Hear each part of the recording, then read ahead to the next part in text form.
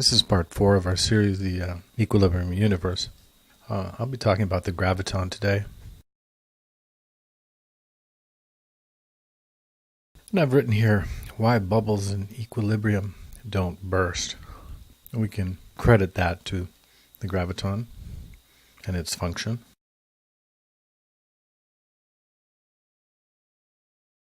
Well, currently there's no complete theory of gravitons, and there's some big problems mathematically in response to the needs of quantum mechanics. Based on observations, the wavelength of the graviton must be greater than 10 to the 15th meters, greater than a galaxy, the size of a galaxy. Now this puts a bound on the gravitational mass, making it less than 10 to the negative 57th kilogram.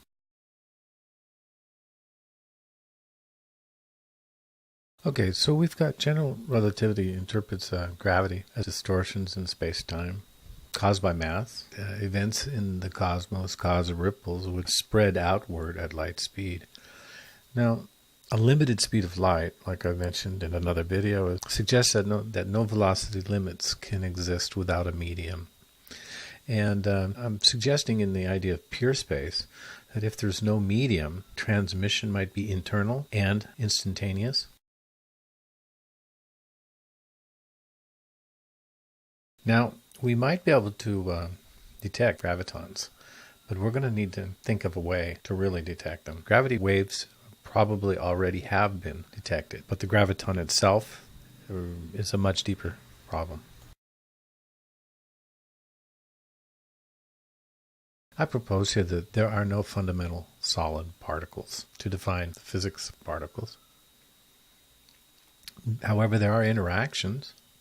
And the interactions are based on wave interactions and contextual information from the waves that are involved in interactions. And this contextual information is based on the graviton. And we will be talking further about this contextual information, equilibrium, but that will be in another video. So we know that equilibrium implies finiteness. Okay. In which there's a balance between forces, also implying stability or constancy. All right, and all the forces in the end sum to zero. Hawking and Guth have pretty much shown that the addition of the total energy and the gravitational energy in the universe will equal zero.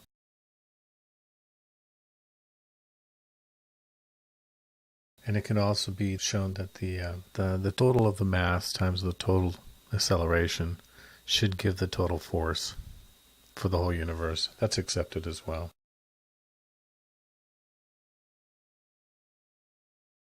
We have to remember here that the universe itself is a black hole. And we can only observe matter that has not fallen into smaller event horizons. Can't see out of our own event horizon, being the universe. It's too large.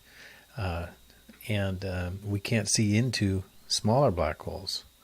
So that we have, and they are essentially created within the same space, quantum space. However, we can detect that all black holes end up weighing the same, and the weight per meter is 6.733 times 10 to the 26 kilogram. All black holes weigh that same amount per meter. So this constant for black holes applies not only to the universal black hole, but also to all black holes within it. And that's important. There's a constancy across the whole field of black holes. Now in this slide, I'm proposing that there's an equilibrium that's represented by the total universal mass, and I mean the equilibrium mass.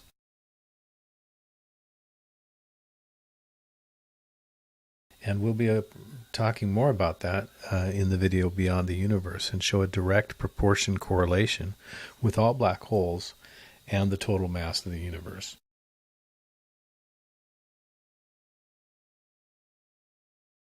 Now, the graviton is what the equilibrium universe sees in a black hole. It sees it holographically as part of the Planck interaction area. The graviton has a numerically equal value in kilograms. We have the size and the weight of that graviton. And this Jacob Bekenstein Hawking constant is 2 squared Planck lengths, and this represents the surface area in incremental quantum black hole bits, and it is the basis of the holographic principle.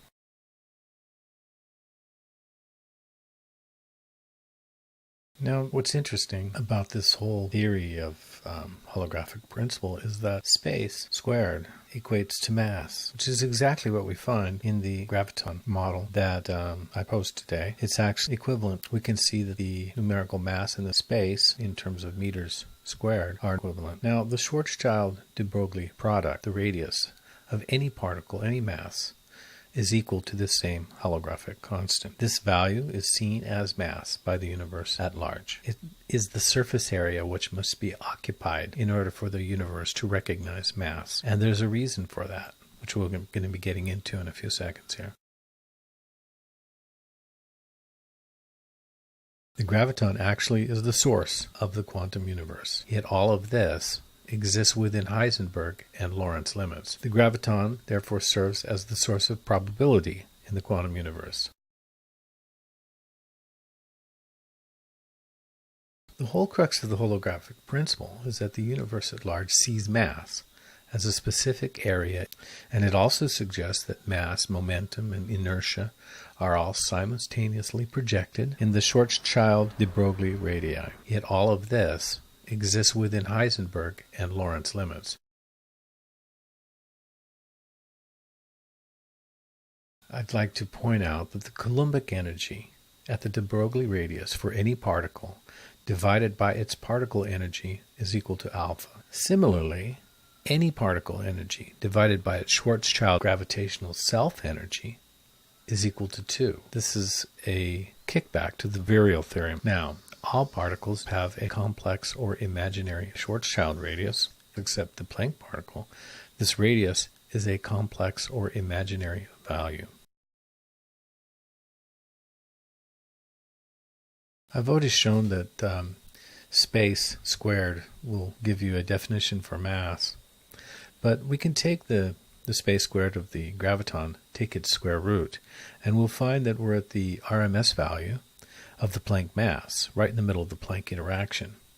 So the universe then sees this space squared value as the quantum incremental single-bit change in black hole surface area for change in mass. And this is the bit that undergoes bijection through pure space and creates quantum space. Now, it's been argued that the universe is in fact very well entangled. So we might find a relation, a direct relation to the Hawking-Bekenstein quantity. So we're going to find this graviton based on what we know about the equilibrium universe. Now, both Eddington and Wheel speculated that if we took the observed radius of the universe, we might find a particle whose rest energy is equal to the gravitational self-energy of the electron.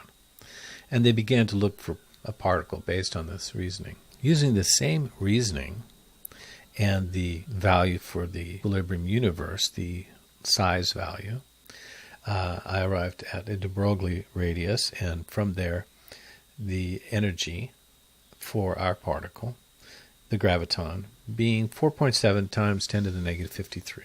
Now, numerically, as I've mentioned before, this is equal to the Hawking-Bekenstein universal constant. This is not an accident. It's significant. Now, looking at this possible particle, this graviton, this virtual particle that represents the universe in some way, I began to look for all types of comparisons of particle energies. I found nothing for the electron. However, for the proton, I found a ratio that very closely approximates alpha squared. I'm not very surprised because we were actually looking for a more massive representative. Now, I would like to add something to the definition of inertia, and that inertia in my model is actually an expression of the equilibrium that a mass or a particle retains within its domain. Therefore, for any mass, inertia is the amount of energy that exists in wave-like resonant movement that is linked in equilibrium to the quantum plane, the Planck field. Now, the graviton that I calculate has a Coulombic energy at the outer limits of the equilibrium universe. That energy is 3.4 times 10 to the negative 55th. And its internal energy, its actual energy, is 4.695 times 10 to the negative 53. And that is an exact ratio of alpha. Now, at its farthest inner limits, the graviton has a Schwarzschild radius equal to the de Broglie radius of the equilibrium universe. If we took all the mass of the universe, calculated it all, and derived a de Broglie radius for all of that mass, it would be equal to the graviton Schwarzschild radius. The Coulombic energy value of both the universe and the graviton at that radius, that Schwarzschild de Broglie radius that is shared, is roughly 3 times 10 to the 68th.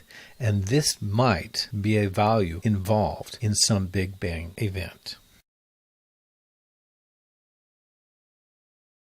The relationship between the graviton and all of the particles in the universe is very straightforward. If we take the graviton area divided by the proton Schwarzschild radius, we can derive the de Broglie radius of that same proton.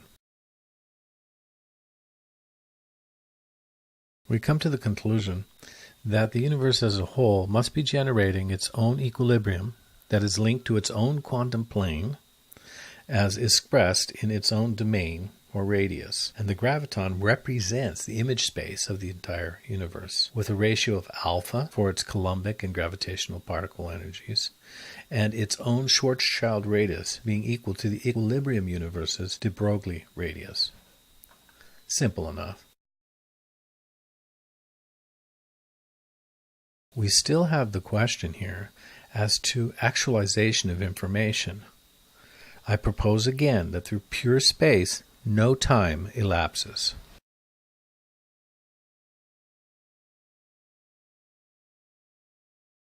We remember again that for the photon, according to special relativity, from emission to absorption in its own frame, no time passes. The time that does pass has been shown to be a complex value. This fact that no time passes for the photon traveling at the speed of light permits immediate actualization, and thus universal coherence is accomplished through this mechanism.